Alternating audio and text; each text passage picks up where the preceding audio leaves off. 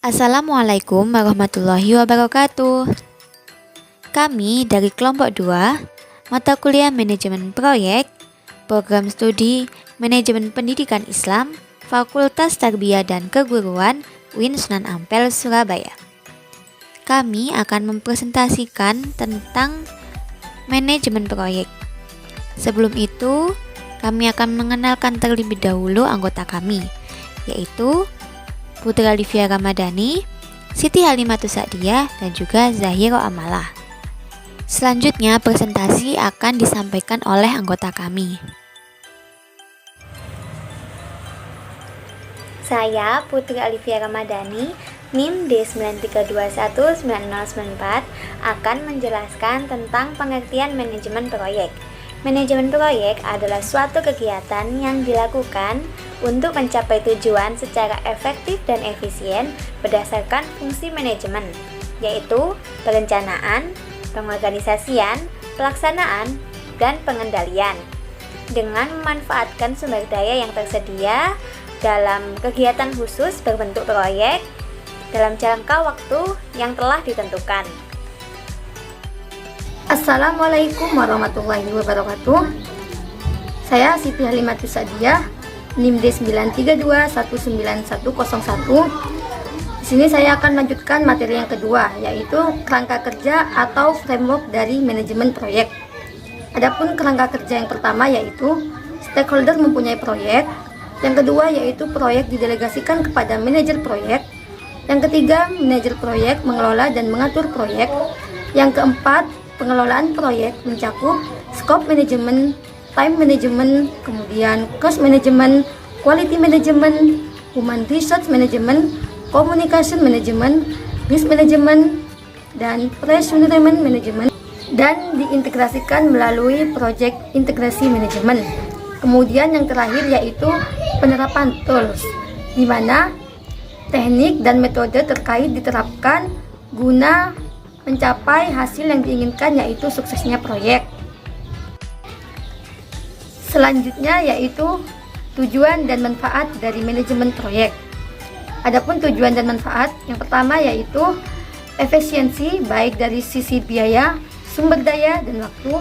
Yang kedua yaitu pengawasan proyek lebih baik. Yang ketiga meningkatkan kualitas. Yang keempat meningkatkan produktivitas. Dan yang kelima, dapat menekan risiko yang timbul sekecil mungkin. Yang keenam, koordinasi internal yang lebih baik. Dan yang terakhir yaitu meningkatkan semangat, tanggung jawab, dan loyalitas terhadap tim yang dijalankan. Selanjutnya, saya akan menjelaskan tentang hubungan dari triple constraint. Sebelum itu, saya akan menjelaskan apa itu triple constraint. Setiap kegiatan proyek pasti memiliki batasan di dalamnya sebagai kriteria pengelolaan proyek yang harus terpenuhi. Batasan tersebut disebut dengan triple constraint. Triple constraint terdiri dari waktu, biaya, dan mutu. Ketiganya saling berhubungan dan digunakan secara tepat. Penggunaan triple constraint yang tepat maksudnya adalah ketiganya digunakan sesuai dengan kegunaannya. Misalnya, tepat pada waktu, yaitu pada kegiatan proyek pengerjaannya harus terselesaikan sesuai dengan waktu yang telah ditetapkan dan tidak mengalami keterlambatan. Tepat pada biaya, yaitu biaya yang digunakan semaksimal mungkin agar dapat menghasilkan kualitas hasil proyek yang baik. Tepat pada mutu, maksudnya hasil dari pengerjaan proyek tersebut harus berkualitas dan sesuai dengan tujuan yang telah diharapkan.